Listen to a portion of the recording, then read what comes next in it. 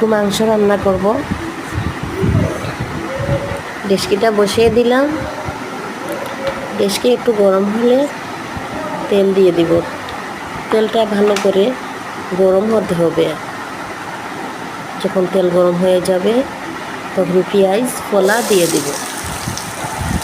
এই পেঁয়াজ ফোলাটা ভালো করে নেড়ে চেড়ে একটু লাল করে নিব।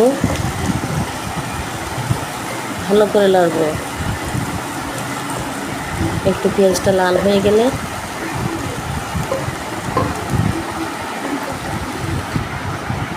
মশলাটা দিয়ে দিব। এখানে হলদির গুঁড়ো, মরিচের গুঁড়ো, ধনিয়ার গুঁড়ো, আদা রসুন বাটা, পেঁয়াজ বাটা, জিরার গুঁড়া, যা কিছু আছে সব কিছু দিয়ে দিলাম। দিয়ে নেড়ে চেড়ে এখন গোস্তটা দিয়ে দিব।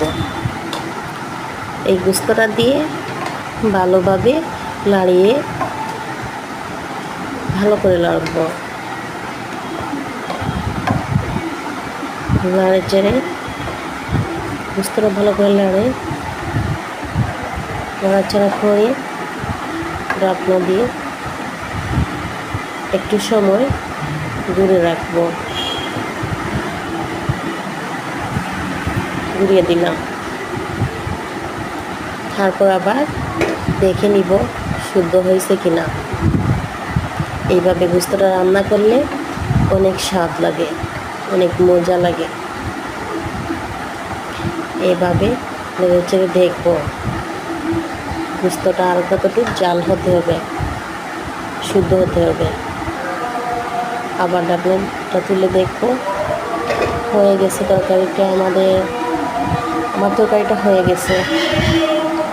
এই তো অনেক সুন্দর কালার হয়েছে। দেখেন তো কত সুন্দর।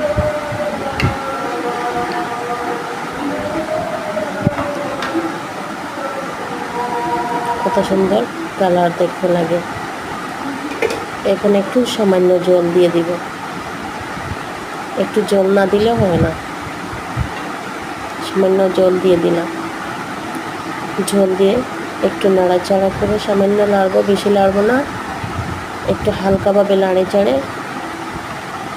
ঢাকনা দিয়ে ঢেকে নিব।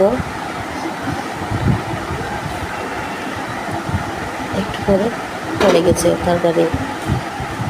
তরকারিটা হয়ে গেছে না। দেখবো একটু নাড়ে চেড়ে তরকারিটা শুদ্ধ হয়েছে কিনা।